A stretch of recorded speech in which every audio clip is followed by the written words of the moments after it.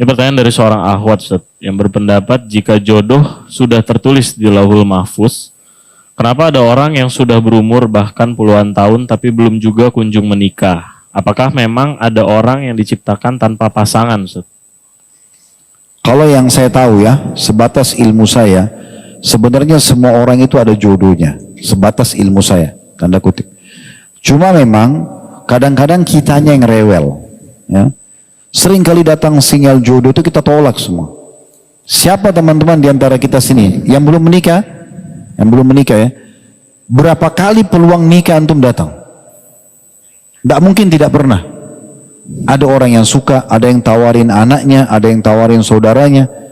Ah, tapi ini terlalu tinggi, saya mau yang lebih pendek sedikit. Ah, ini terlalu putih, saya mau yang hitam sedikit.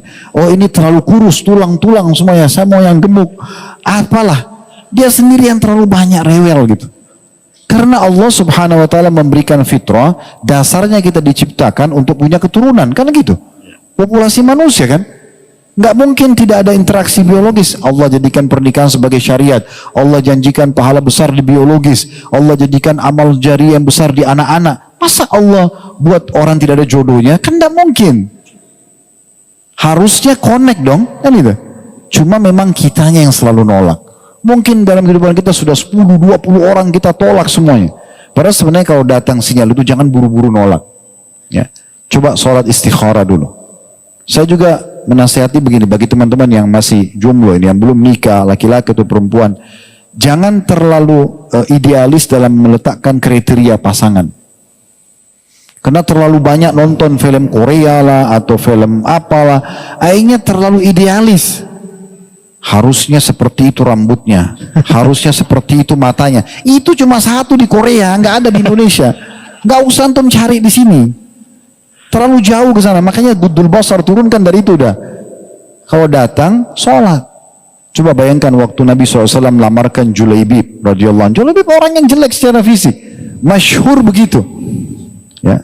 Bukan kita jelekin, memang dalam riwayat disebutkan Julaibib jelek secara fisik. Orangnya kurus, pendek, kulitnya gelap, begitu dari Nabi SAW sangat mencintai beliau karena keimanannya. Sampai waktu dia meninggal mati syahid, ada 7 orang, 8 orang kafir terbunuh di sebelah dia. Nabi SAW menggendongnya sambil mengatakan, saya bagian dari dia bagian dari saya. Waktu masih hidup, Nabi SAW pernah datang ke rumah seorang wanita, orang Ansar, dan melamar, mengatakan, setelah salam saya ada hajat dengan anak perempuan kalian. Oh, langsung mereka sambut meriah. Karena ini Nabi, siapa yang tidak mau terima lamarannya? Bahasa Nabi, saya punya hajat dengan anak perempuan kalian, berarti mau melamar. Lalu Nabi SAW mengatakan, bukan buat saya, tapi buat Julaibib. Begitu dengar Julaibib, kedua orang tua perempuan itu bilang, tunggu sebentar. Nolak duluan. Karena terkenal Julaibib di Madinah jelek. Gitu secara fisik. Tapi perhatikan, yang kita perlu ambil pelajaran dari sikap anak perempuan ini. Perempuan ini terkenal solihah, cantik. Apa jawabannya? Wahai ayah dan ibu, dari belakang hijabnya ini, dia dengar suara Nabi SAW sebutkan, dia juga tahu siapa itu Julaibib. Dia mengatakan, apakah anda berdua mau menolak lamaran Rasulullah SAW? Ini yang lamar Nabi, gak usah lihat Julaibibnya. Kalau Nabi yang datang berarti ini sesuatu yang mulia. Kita lihat siapa yang datang merekomendasikan gitu. Maka nikahkan saya. Maka akhirnya menikah. Dan betul Allah berikan kemuliaan. Julaibib mati syahid.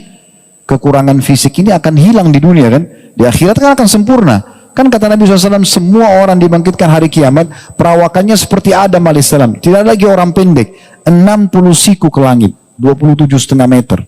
Jadi yang pendek-pendek ini gak usah khawatir. Cuma di dunia. Nah iya, nanti kembali besar. Apa kata Nabi SAW? Wajahnya seperti Yusuf. Bukan berubah kayak Nabi Yusuf. Kayak kita sekarang, tapi tampan sekali. Semua orang lihat suka. Dan hatinya seperti Ayub. Gak ada lagi orang jelek. Gitu kan? Nggak ada lagi orang yang pemarah, yang pendendam, nggak ada lagi. Semua orang baik di surga. Jadi cuma dunia doang. Orang yang memahami secara keimanan begitu. Dia terima tuh. Ada orang subhanallah di awal lamaran, di awal peluang langsung dia tangkap sinyal itu, langsung menikah. Udah bahagialah dia. Makanya jangan teman-teman bersangka buruk sama Allah. Ini sampai bahas masalah Lauhil Mahfuz jauh sekali di langit sana gitu. Kenapa di Lauhil Mahfuz tercatat ada orang yang tidak dapat jodoh? Ini karena dia sendiri berkecamuk dengan pikirannya.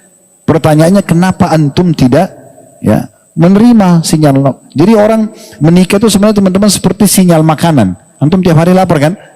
dapat tuh, ada peluang, lapar nih, lewat rumah makan Padang, lewat rumah makan apa Sunda, tinggal antum pilih mau makan yang mana, kan gitu. Yang penting laparnya hilang. Nah seperti itu. Nah begitu juga jodoh itu, nggak sesulit yang dibayangkan. Yang penting kita sudah datang sinyal dari Allah SWT dan tidak melakukan hal yang haram, insya Allah itu adalah suatu petunjuk yang baik. Udah tinggal istikharah, minta sama Allah kemudahan, Allah mudahan, menikah aja. Tentu saya tidak katakan kalau gitu Ustaz berarti kita nikah sampai yang jelek-jelek saja, enggak. Ya, tapi Allah akan datangkan orang yang pantas, gitu kan. Insya Allah yang paling cocok. Saya setelah berumah tangga baru saya sadari, oh ternyata memang dari sekian pilihan Allah kasih ini mungkin yang paling cocok karena ada kesamaan di beberapa hal. Oh ini mungkin yang terbaik lah yang Allah sudah pilihkan. Kita bersangka baik dengan Allah SWT. Karena bisa saja baik bagi kita belum tentu baik buat Allah Subhanahu Wa Taala. Allahu a'lam.